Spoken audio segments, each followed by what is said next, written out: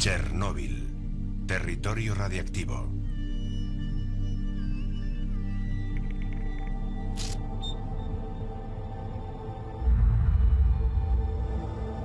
A la 1:23 de la madrugada del 26 de abril de 1986, se produjo una grave disfunción en el reactor 4 de la central eléctrica nuclear Lenin de Chernóbil, en Ucrania. 2 explosiones y un incendio que duró 10 días liberaron miles de millones de partículas radiactivas que contaminaron territorios muy extensos de numerosos países.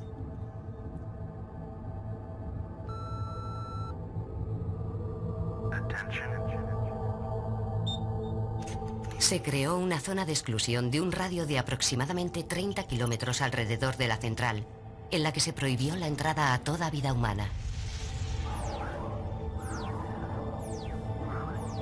Al día siguiente fueron evacuados los 135.000 habitantes de esta zona. Jamás regresarían.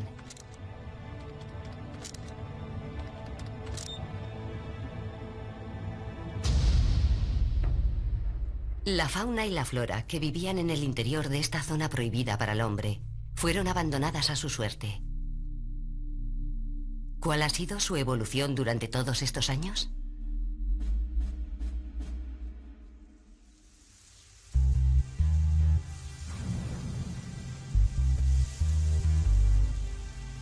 Esta es la historia de los silenciosos y graduales efectos que ha tenido la radiactividad sobre el mundo animal y vegetal de Chernóbil.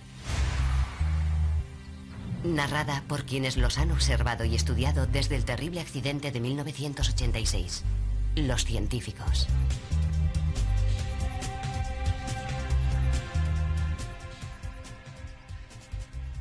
El impacto de estos miles de millones de átomos radiactivos, los radionucleidos, en el medio ambiente, obligó a cada organismo vivo de la zona, animal o vegetal, a librar un combate a escala microscópica, totalmente invisible, en el interior de sus células, de sus moléculas, principalmente en sus cromosomas.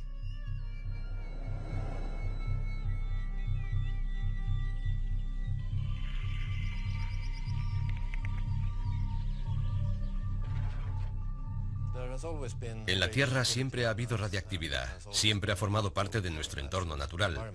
La naturaleza ha aprendido a vivir con ella y ha desarrollado mecanismos de reparación que se ocupan de corregir las consecuencias de la radiación. Pero como era de esperar, la naturaleza no estaba preparada para el repentino aumento de radiactividad vivido en Chernóbil.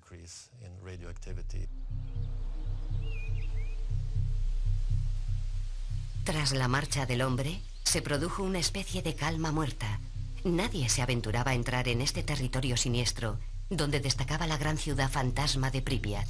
Además, las autoridades enviaron al ejército a destruir las desgraciadas aldeas de la zona para disuadir a todo aquel que sintiera deseos de regresar. Pero esta calma no tardaría en ser perturbada por las entradas y salidas de una nueva población desbordante de curiosidad, los científicos. Tras mostrar la pertinente autorización, se les permite cruzar esta barrera celosamente guardada, la entrada oficial en la zona de exclusión. A partir de aquí, pueden recorrer libremente esta gigantesca tierra de nadie, especialmente aquellas zonas consideradas altamente peligrosas por tener unos niveles de radiactividad miles de veces superiores a los normales. Me llamo Sergei Gashak. Nací en Ucrania, en la ciudad de Zaporozhye. Sergei Gashak fue uno de los 800.000 hombres, llamados oficialmente liquidadores, enviados en 1986 a la zona de exclusión. Aunque tuvo que abandonar Chernóbil debido al exceso de radiactividad, Sergei se prometió a sí mismo que volvería algún día.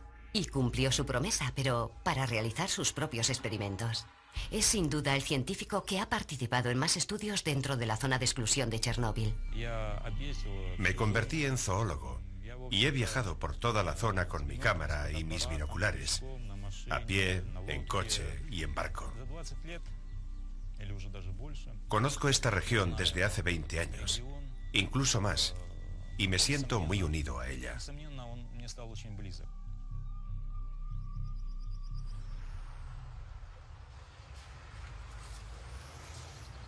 Nunca un ecosistema tan grande se había visto sometido a un nivel tan alto de radiactividad. Sergei se traslada de un lugar a otro en su laboratorio móvil para llevar a cabo sus experimentos. Lo primero que nos sorprende es que los científicos no parecen temer a la radiactividad.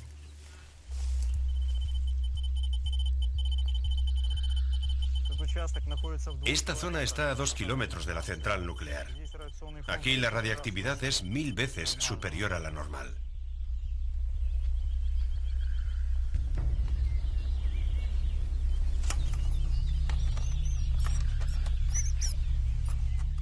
Oh, hemos atrapado algo. Es un ratón de campo. Está en una zona muy radiactiva y es probable que esté muy contaminado. Y sin embargo parece estar perfectamente sano. Está lleno de vida y es muy fuerte. Puedo sentir la resistencia que ofrece.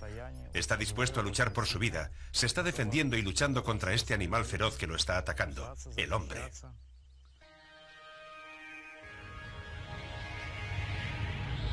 Nadie lo diría, pero parece que más de 2 décadas después de la catástrofe, la naturaleza de Chernóbil ha recuperado lo que era suyo. La zona de exclusión está habitada por numerosas especies de animales salvajes, algunas de las cuales ni siquiera vivían aquí antes del accidente. Han llegado varios osos. Los jabalíes, ciervos y corzos son una presencia habitual. Las aves anidan en el sarcófago de hormigón que cubre el reactor en desuso, donde los niveles de radiación son 1 millón de veces superiores a los normales. Y lo curioso es que, como en el caso del ratón atrapado por Sergei Gashak, todos los animales parecen estar perfectamente sanos. ¿Se ha convertido la zona de exclusión de Chernóbil en un paraíso para la fauna? Por no hablar de la vegetación. Es exuberante. Los árboles crecen hasta dentro de las viviendas de lo que era la nueva ciudad de Pripyat. Lenta, pero implacablemente, los vestigios de lo que era una ciudad soviética ideal están siendo conquistados por el bosque. Cada pueblo se ha convertido en una verdadera selva. Como ocurre con los animales, parece que la radiación no afecta a la vegetación. ¿Es la naturaleza inmune a la radiación? El análisis del ratón atrapado por Sergei aumenta nuestra perplejidad. Estos pequeños roedores son una ayuda valiosísima, no solo porque se dejan atrapar con facilidad, sino porque ya han nacido más de 40 generaciones después del accidente, mientras que el hombre sigue aún en la primera. Por tanto, estos animales son una fuente de información inestable de los efectos a largo plazo de la radiación. Este es un ratón de campo joven y sexualmente activo. Está sano y lleno de energía. No presenta alteraciones visibles causadas por la radiación. Está muy contaminado porque es muy probable que provenga del bosque rojo. Ahora vamos a medir su nivel de radiactividad. Sergei ha instalado un medidor de radiactividad gamma en su autobús laboratorio. Esta máquina le permite medir con precisión la cantidad de radiactividad emitida por el cuerpo del ratón y determinar así si sus niveles son normales. Este pico es característico. Este ratón es muy radiactivo comparado con nuestra fuente de control. Esto significa que hay una gran cantidad de cesio-137 en el cuerpo de este animal. Es lo esperado porque estos animales comen todo lo que encuentran en el bosque y eso les hace absorber todo tipo de átomos radiactivos, de radionucleidos. Lo que resulta increíble es que estos animales sean capaces de vivir y reproducirse, a pesar de tener unos niveles tan altos de radiactividad. En cualquier caso, me habría sorprendido mucho haber atrapado un animal no contaminado.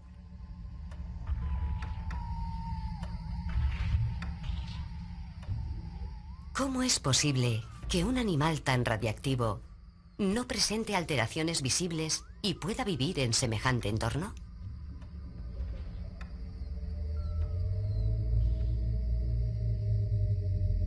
Para poder entender cómo la naturaleza ha podido llegar a esta situación tan paradójica, debemos retroceder al día del accidente y, en concreto, al momento exacto en el que explotó el reactor 4, a la 1:23 de la madrugada del 26 de abril de 1986.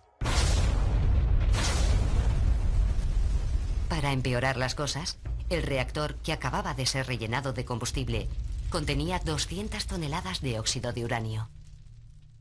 Se produjo una explosión, pero no fue una explosión nuclear, sino una explosión térmica. El techo de cemento saltó por los aires, todo el combustible se dispersó por los alrededores y las partículas cayeron como si fueran bolas de petanca.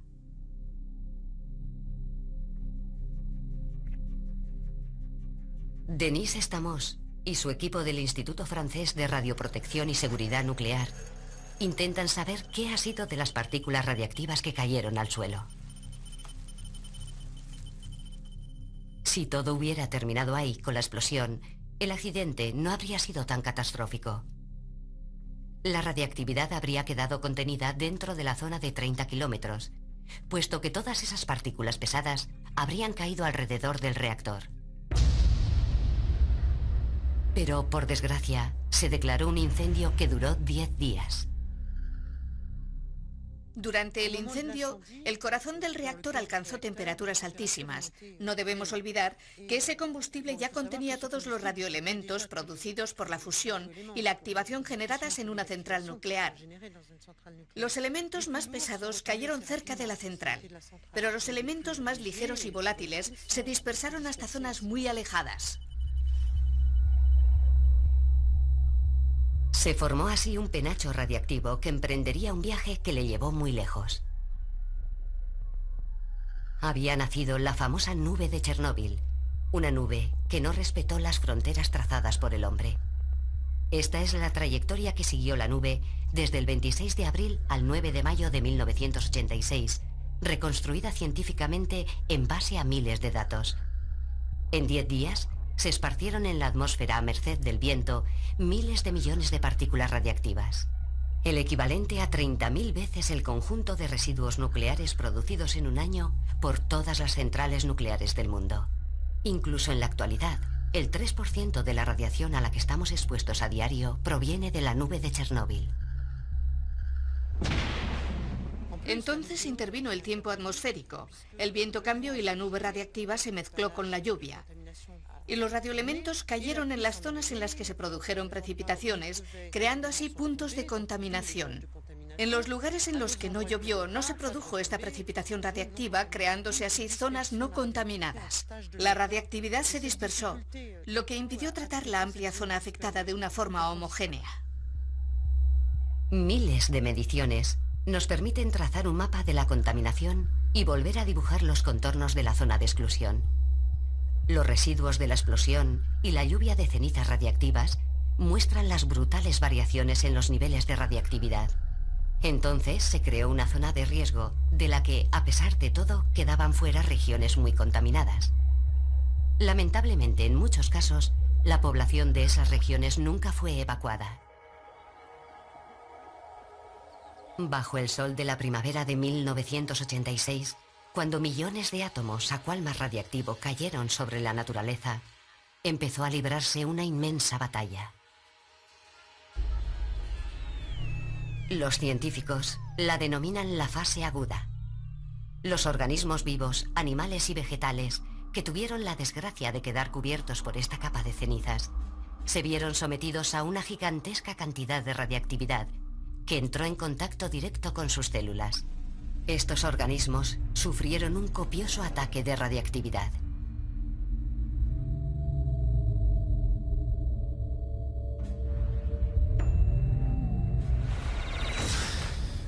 El núcleo de los átomos radiactivos es muy inestable.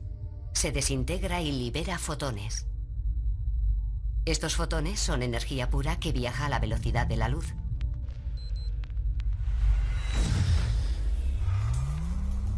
Atraviesan la materia. Hay millones de ellos. Esta radiación es completamente invisible. Es la radiación gamma.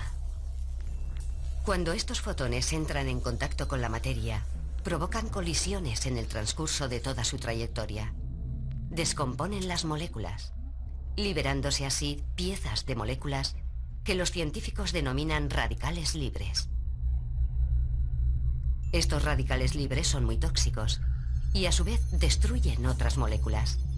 En dosis muy altas, estos radicales libres provocan la destrucción de las células y, en consecuencia, de los tejidos. Los organismos vivos no estaban preparados para un ataque de esta naturaleza y en una dosis tan alta. En los días y meses posteriores a la catástrofe, se encontraron decenas de millones de cadáveres de animales, insectos, flores, árboles y vegetales en la zona de exclusión. Cifra que ascendería sin duda a miles de millones si contáramos todos los microorganismos y bacterias. En cuestión de semanas, miles de pinos cercanos a la central nuclear enrojecieron y murieron. Los científicos bautizaron este bosque siniestro con el nombre de Bosque Rojo.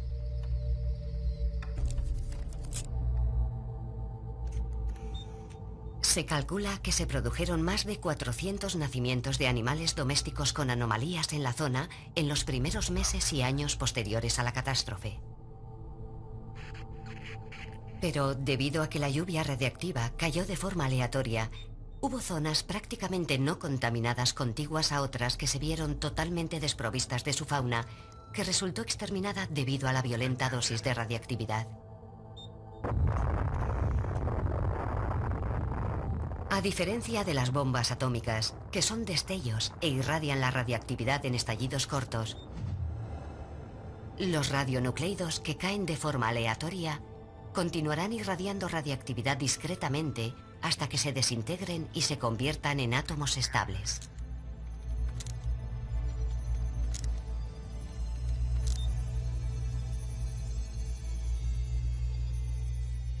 Los elementos radiactivos se caracterizan por sus periodos de semidesintegración, la llamada vida mitad. La vida mitad corresponde a la cantidad de tiempo que necesita un radioelemento para perder la mitad de su radiactividad. Eso significa que después de 10 periodos de vida mitad, un elemento ha dejado de ser radiactivo. Algunos elementos radiactivos tienen una vida mitad muy corta, de unos segundos o unos pocos días. Eso significa que ya no son radiotóxicos. Pero otros elementos, como el plutonio, el americio y el uranio, tienen una vida mitad mucho más larga, de cientos de miles de años.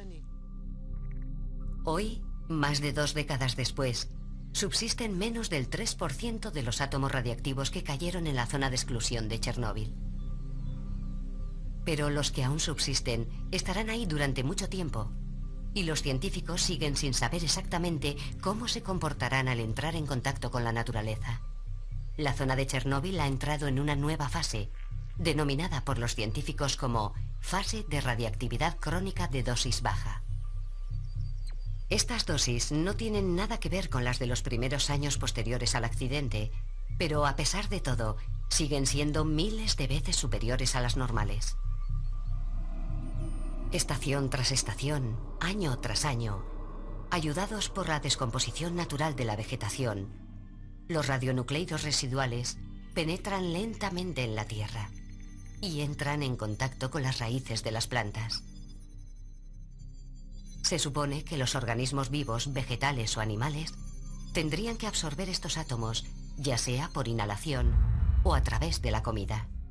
Y en consecuencia, se verían obligados a luchar contra un enemigo interior, someterse a una irradiación interna y convertirse en seres radiactivos.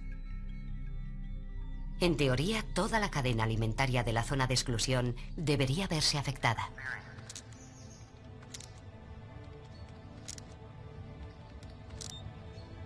Este huerto, situado en el centro de la ciudad de Chernóbil, a 18 kilómetros de la central, también resultó contaminado por la catástrofe.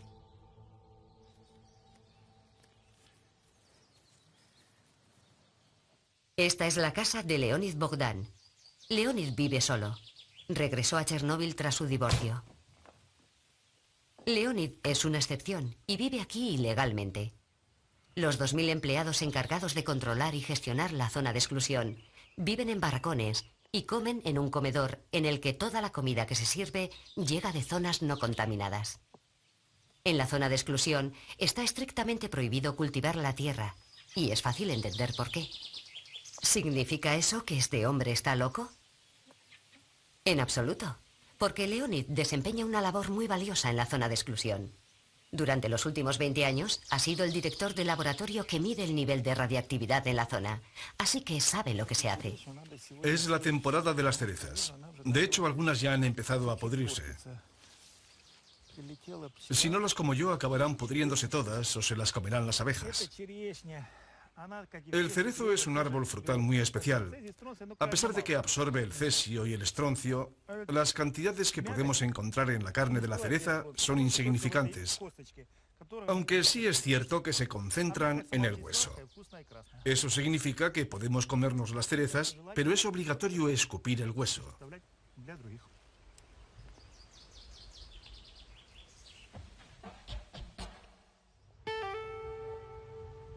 Leonid cruza la ciudad todas las mañanas para llegar a su laboratorio, instalado en un antiguo centro médico. Los científicos examinaron miles de plantas de la zona y poco a poco observaron el sutil comportamiento del cesio 137 y el estroncio 90. Descubrieron que estos dos átomos radiactivos conseguían penetrar en el tejido vivo de una forma totalmente sorprendente, engañando a sus víctimas. Hola. Hola. ¿Qué pruebas tenemos que hacer hoy? Tenemos que analizar las hojas de abedul. Las muestras provienen del bosque rojo. Solo tengo que pesarlas y estarán listas. A Leonid le bastan unos pocos gramos de materia vegetal para medir la radiación emitida por el cesio y el estroncio radiactivos contenidos en las hojas. Cada uno de los elementos tiene unas propiedades específicas en cuanto a frecuencia y fuerza. El abedul absorbe grandes cantidades de cesio y de estroncio, y por una razón muy sencilla. Normalmente el abedul necesita grandes cantidades de potasio y de calcio, pero el estroncio se parece al calcio y el cesio se parece al potasio. Por consiguiente, el abedul absorbe cesio, creyendo que es potasio, y estroncio, creyendo que es calcio. Y como en el bosque rojo hay grandes cantidades de cesio y estroncio, el abedul acaba muy contaminado. El combate de la naturaleza contra estos invasores está amañado. Los organismos vivos no tienen forma de distinguirlos del potasio y el calcio. Nunca han tenido la menor oportunidad de enfrentarse a ellos desde el origen del mundo y por un motivo muy sencillo. Son elementos inventados por el hombre moderno. Todas las plantas necesitan calcio y potasio, pero en cantidades que varían mucho de unas a otras. Cada planta tiene unas necesidades muy específicas. Por eso no todas las plantas absorben las mismas cantidades de estroncio y cesio.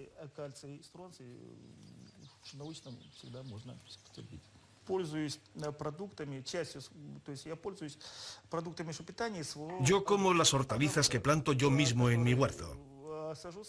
En cuanto empecé a trabajar en mi laboratorio, analicé uno a uno todos los productos de mi huerto: hacedera, patata, col, rábano, tomate, cebolla y pepino. Y llegué a unas conclusiones muy precisas. Tras estudiar los resultados de esos análisis, decidí eliminar ciertas frutas y hortalizas de mi huerto: la uva, la hacedera y la grosella negra.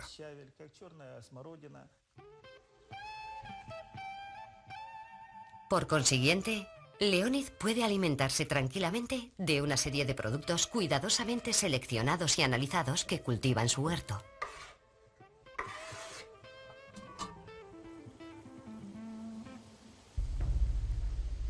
Pero la situación es completamente distinta para la fauna de la zona de exclusión, que ingiere alegremente miles de átomos de cesio y estroncio a diario.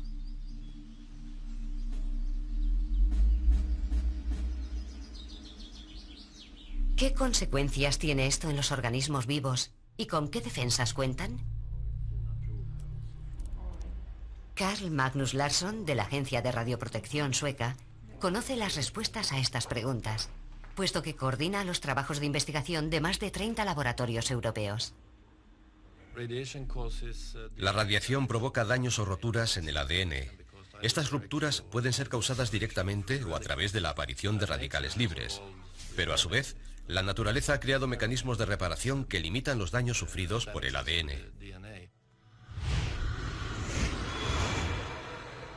Uno de los principales sistemas de reparación está basado en el hecho de que los cromosomas están constituidos por dos hebras prácticamente idénticas entrelazadas en una doble hélice.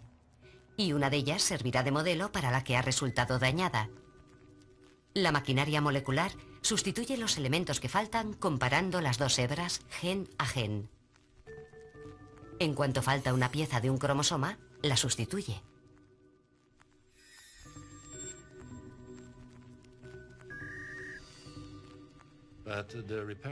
Pero los mecanismos de reparación no siempre son infalibles. Pueden darse errores en las reparaciones y producirse una mutación. En ese caso, la célula puede llegar a morir, o por el contrario, puede seguir multiplicándose, lo que significa que la mutación continuará existiendo. Si hay unos animales expuestos a la radiactividad, son sin duda los ratones que viven en el bosque rojo. Viven a nivel de suelo y están sometidos a altos niveles de radiactividad externa, procedente de la tierra y de la vegetación, que se suma a la radiactividad interna procedente de su dieta y que les bombardea 24 horas al día, 7 días a la semana. Robert Baker, de la Universidad Tecnológica de Texas en Estados Unidos, lleva estudiando a los ratones de Chernóbil desde 1994. En su laboratorio guarda una colección de miles de muestras cuidadosamente conservadas de animales de la zona de exclusión, que pone a disposición de científicos de todo el mundo. En 1994 inició una colaboración científica a largo plazo con Sergei Gashak. Su primer objetivo parece obvio, dado el entorno radiactivo en el que viven estos ratones. Pensamos que lo más probable era que se produjeran mutaciones. Era la consecuencia más lógica tras el accidente. Creo que el principal temor que tiene el hombre en casos de radiación como la que se liberó en Chernóbil es la de contraer cáncer. Pero existe un temor aún mayor, y es que nuestros hijos nazcan con defectos congénitos. Y una forma de entender el proceso de aparición de esos defectos congénitos son las mutaciones. Así que enseguida empezamos a buscar mutaciones. El primer paso consiste en cazar un gran número de ratones para garantizar la validez estadística de los resultados. Los ratones presentan dos grandes ventajas. Son más fáciles de cazar que los mamíferos grandes y su sistema biológico es muy similar al humano.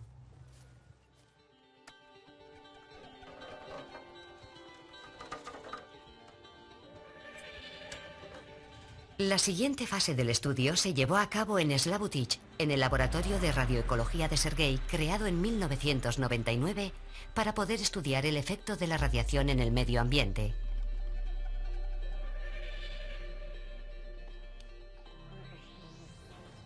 Basta un pequeño fragmento de la uña de cada ratón para estudiar su secuencia de ADN.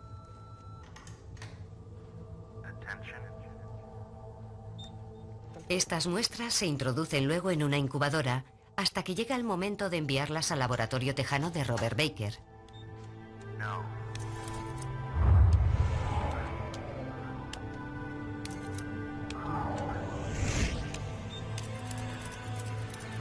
Fue aquí, en la Universidad Tecnológica de Texas, en Lubbock, donde se descifraron uno a uno los cromosomas de los ratones de Chernóbil.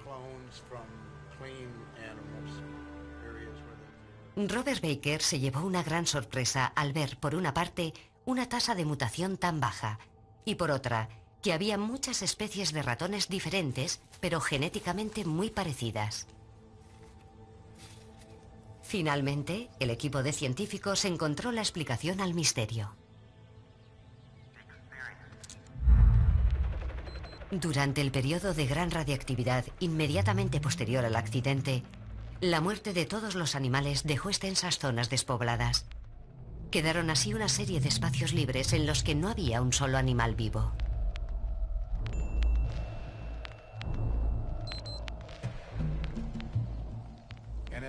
Cuando el entorno se estabilizó y la radiación fue lo suficientemente baja como para no representar una amenaza para su vida, los animales pudieron regresar a sus hábitats habituales. Empezaron a nacer nuevas crías. Todas las especies consiguieron sobrevivir y desarrollarse en sus hábitats anteriores, a pesar de que cumplían todo su ciclo vital en su entorno radiactivo. En estos momentos producen esperma y huevos, prosiguen con su desarrollo embrionario y se reproducen. Continúan con su ciclo vital igual que antes, aunque ahora lo hacen en un entorno radiactivo y, por lo que sabemos, sin mayores problemas. Especies de ratones, muy próximas genéticamente a las exterminadas después de la catástrofe, volvieron a colonizar los espacios que habían quedado vacíos después del accidente. Se mezclaron entre ellas y se extendieron por toda la zona de Chernóbil. Esta situación pudo haberse repetido con muchas otras especies animales en Chernóbil. Es posible que animales llegados de otras zonas que no se vieron sometidos a una fuerte exposición radiactiva después del accidente, repoblaran lentamente las zonas que habían quedado vacías, llevando con ello sus variaciones genéticas naturales. Si estos ratones no tienen ninguna patología aparente, ¿qué podemos decir de sus órganos internos? ¿Están intactos? Los estudios de laboratorio demuestran la aparición de unas formidables estrategias de defensa en estos pequeños animales sometidos a radiación. Las anomalías, las aberraciones, las patologías son evidentes. Es algo que podemos observar en varios tejidos. Por supuesto, no hay duda de que los organismos de los animales que viven en zonas de alta radiactividad están sometidos a estrés y que todos los sistemas biológicos que compensan estos daños se ven solicitados al máximo. Pero a pesar de todo, comprobamos que cada organismo posee mecanismos de defensa suficientes para compensar estas debilidades, lo que le permite sobrevivir en estas condiciones. ¿Cómo podemos evaluar el estado de salud de toda la fauna que se vio sometida a la radiactividad? Los ratones no viajan mucho durante el transcurso de su existencia y son fáciles de estudiar. Pero, ¿qué sabemos de los grandes mamíferos que recorren grandes distancias? No hay duda de que están ahí, en un número que desconocemos, puesto que no han sido estudiados por falta de medios económicos y parecen gozar de buena salud. Pero, como ocurre en cualquier zona poblada por animales salvajes, los más débiles no son visibles porque los depredadores dan buena cuenta de ellos.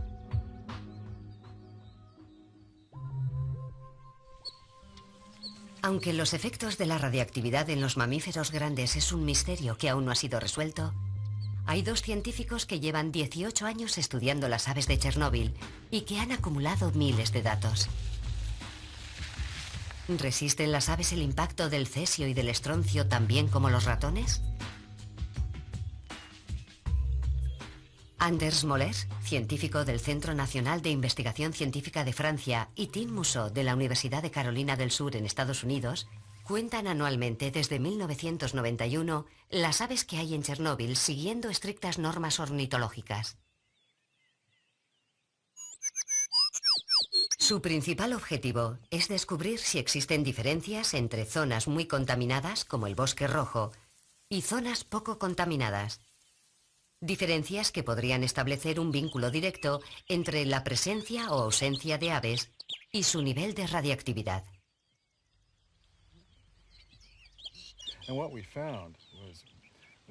Descubrimos una disminución drástica tanto en la abundancia del número total de aves como en el número de especies diferentes de aves en las zonas más contaminadas. Un patrón que se repetía en todas las zonas estudiadas. En total, Anders Moller y Tim Mousseau contaron 1.570 aves repartidas en 50 especies. Pero en las zonas muy contaminadas el número de especies se dividía por 2 y el número de aves por especie disminuía en 2/3. Anders y Tim realizaron sus descubrimientos más importantes sobre los efectos que tienen las dosis bajas de radiactividad en las aves entre las ruinas de las viejas granjas colectivas de Chernóbil, uno de los símbolos de la agricultura soviética.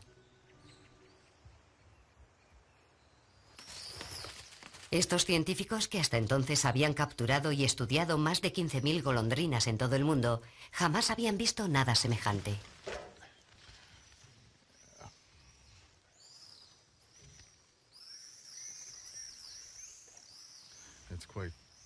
Es asombroso el número de anomalías de desarrollo que hemos observado.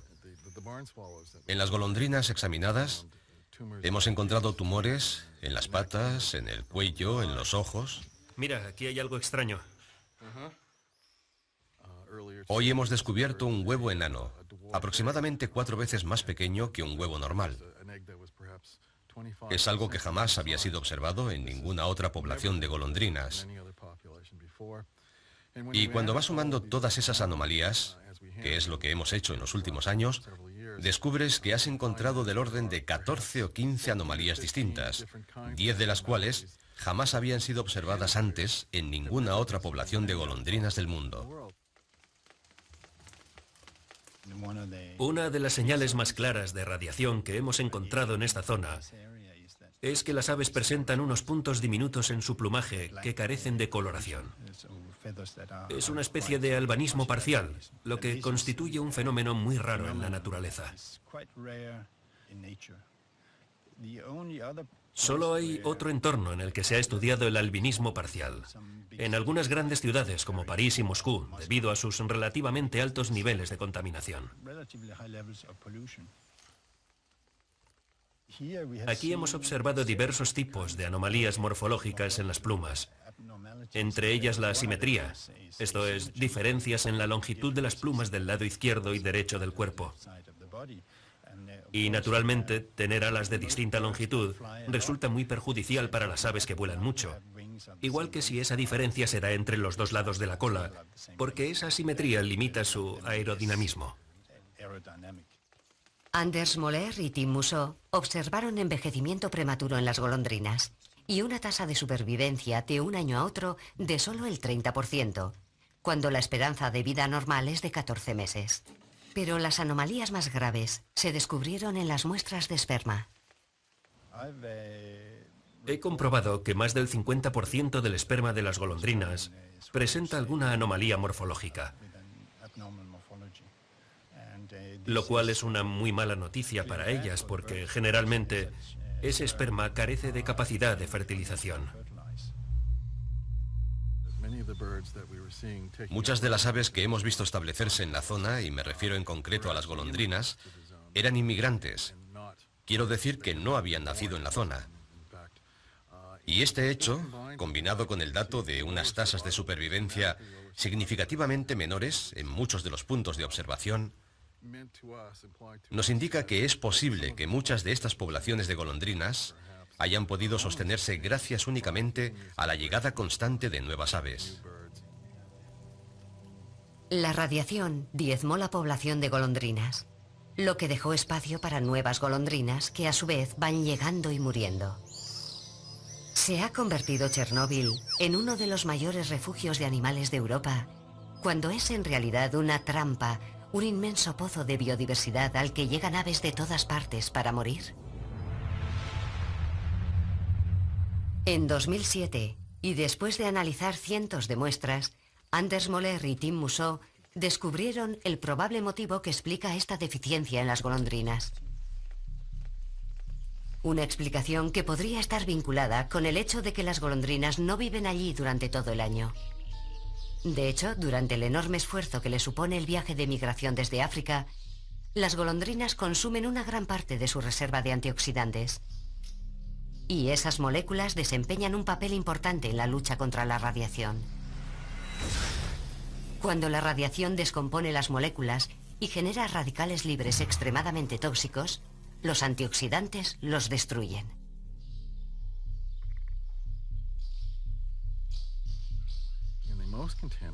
Los niveles de antioxidantes que tenían las golondrinas de las zonas más contaminadas eran sensiblemente inferiores a los de las zonas menos contaminadas. Y esto nos hace pensar en la posibilidad de que las golondrinas utilizaran los antioxidantes para combatir los efectos de la radiación ionizante. Se sabe que esta genera radicales libres que pueden dañar el ADN y provocar mutaciones. Para nosotros fue muy importante establecer esta relación causa-efecto entre la radiación y los niveles bajos de antioxidantes. Al llegar a las zonas más contaminadas de Chernóbil, la cantidad de antioxidantes que les queda es consumida rápidamente para combatir la avalancha de radicales libres. Y en cuanto se quedan sin reservas, los radicales libres destruyen el tejido vivo. Tras lo cual, los efectos no tardan en hacerse visibles y nocivos.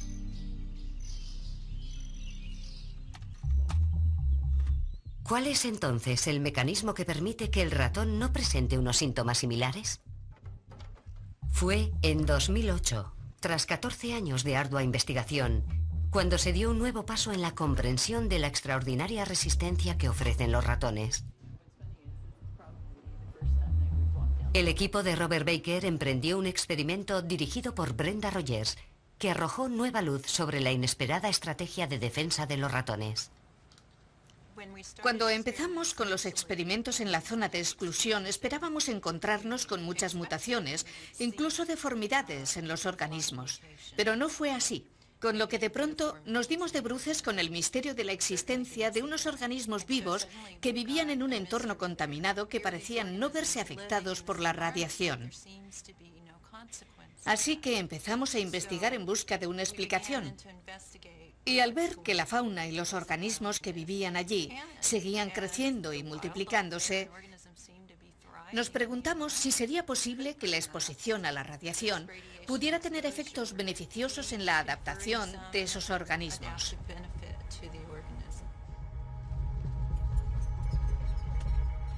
El equipo de Brenda Rogers llevó al Bosque Rojo un grupo de ratones blancos de laboratorio que jamás habían estado en contacto con la radiación. Y llevó otro grupo de ratones que les sirviera de comparación a una zona no contaminada. Los ratones recibían a diario una dosis de radiación gamma, aproximadamente 1000 veces superior a la normal. Una dosis que, aunque pueda parecernos excesiva, los científicos consideran baja.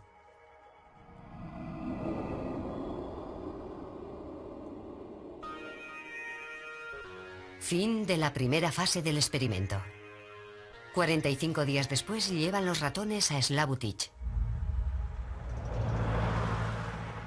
Brenda somete a los dos grupos de ratones a una violenta dosis de radiación. Les administra un Gray y medio, dosis suficiente para provocar innumerables roturas moleculares, sobre todo en los cromosomas. La diferencia es que esta vez la dosis se administra en fracciones de segundo. ¿Resistirán mejor esta irradiación violenta los ratones que han permanecido en la zona no contaminada del bosque? Queríamos saber si una radiación de un Gray y medio causaba menos daños en el ADN de los organismos que habían sido expuestos a una radiación de nivel bajo que en el de los que no habían recibido radiación, porque sabemos que una radiación de un Gray y medio es suficiente para romper el ADN.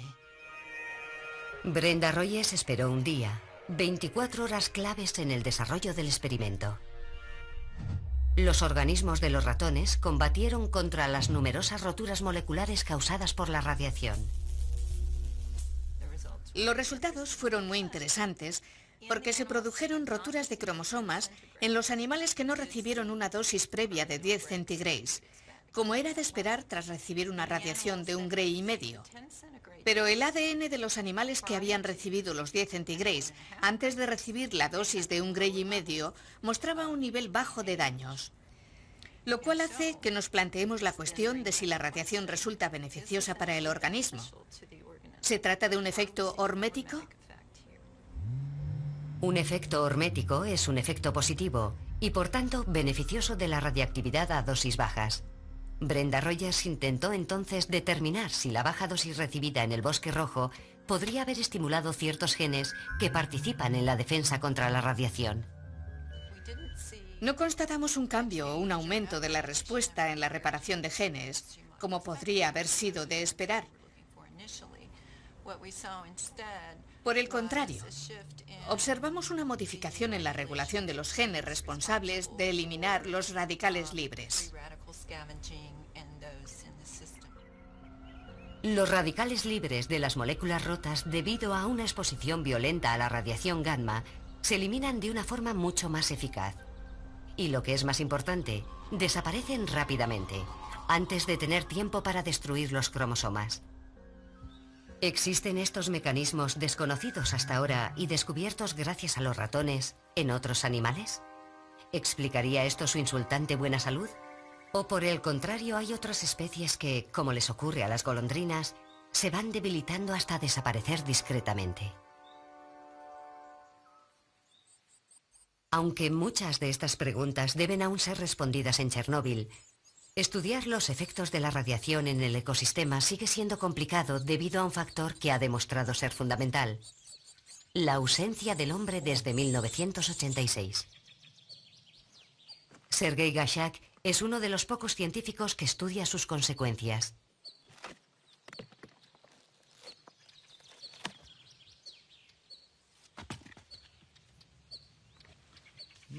Encontrarnos con algo así era muy infrecuente antes del accidente. Sencillamente porque a los silvicultores solo les interesaba tener árboles sanos en los bosques industriales.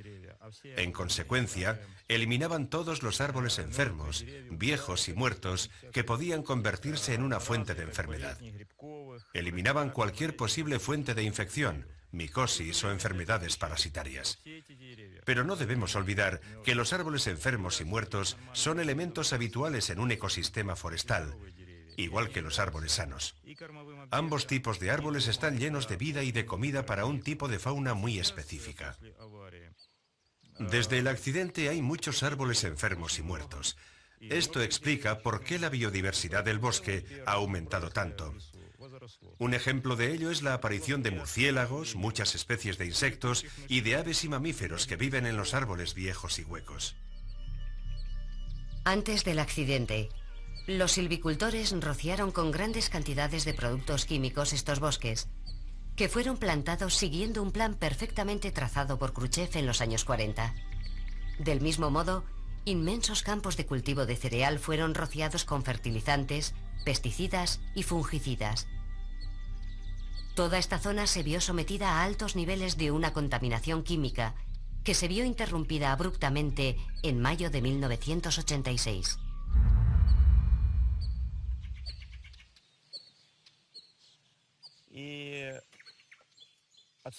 La marcha del hombre y la ausencia de sus actividades tuvieron un impacto muy positivo. Los animales y las plantas de toda esta zona y de estos espacios abiertos empezaron a desarrollarse al margen del hombre, en base a sus propias leyes naturales. Ahora estos bosques son más ricos que antes y tienen una mayor biodiversidad que cuando el hombre vivía aquí. Osos, lobos, castores y cisnes de pico amarillo han aparecido en la zona de exclusión. Esta multitud de nuevas llegadas a la zona de exclusión tiene una consecuencia muy natural: un aumento de la población de depredadores, y en concreto de grandes carnívoros.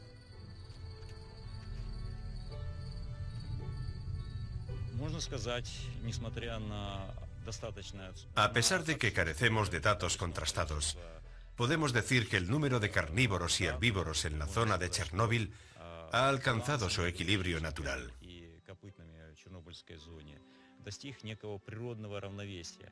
Ahora su número está perfectamente compensado con la vegetación existente, que es a su vez un recurso para los herbívoros.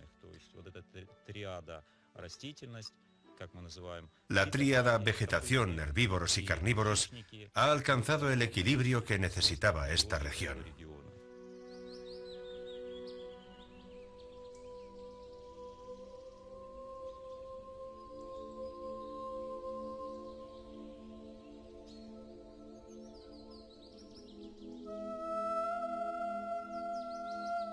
Parece que en la enorme zona de Chernóbil, la naturaleza está recuperando lo que en rigor le pertenecía. En el mismo lugar en el que se produjo una tragedia que cambió la vida de cientos de miles de seres humanos. Pero si la naturaleza se ha adaptado, no hay duda de que el coste ha sido alto y las pérdidas grandes, especialmente durante los primeros años posteriores a la catástrofe. Un sacrificio que hubiéramos juzgado inaceptable para la especie humana. ¿Y cuál será la situación a largo plazo? Lo ocurrido fue una tragedia. Pero esta región se ha convertido en un tesoro para los científicos que quieren estudiar los efectos de la radiación. Creo que ahora solo conocemos una fracción de la historia, un porcentaje muy pequeño de lo que podemos descubrir. Hemos aprendido mucho, sí, pero lo que debemos preguntarnos ahora es, ¿por qué vemos lo que vemos?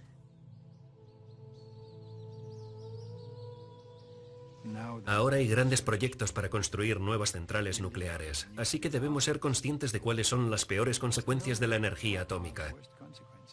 Y esta es una oportunidad única para saberlo. Paradójicamente, la zona de exclusión de Chernóbil podría volver a verse amenazada. En primer lugar, debido a la situación política altamente inestable que se vive en Ucrania y a la falta de recursos. Pero también por la existencia de nuevos planes para reabrir ciertas partes de la zona por motivos económicos. Por ejemplo, para el tratamiento y enterramiento de residuos radiactivos procedentes de otros lugares. Me gustaría mucho que aquí se creara una reserva. Por supuesto, lo ideal sería que la naturaleza contara con el máximo nivel de protección posible. También me gustaría que se creara una base científica que acogiera a los equipos de investigación. Establecer una base científica y tomar medidas adecuadas para proteger la naturaleza. Ese es mi sueño.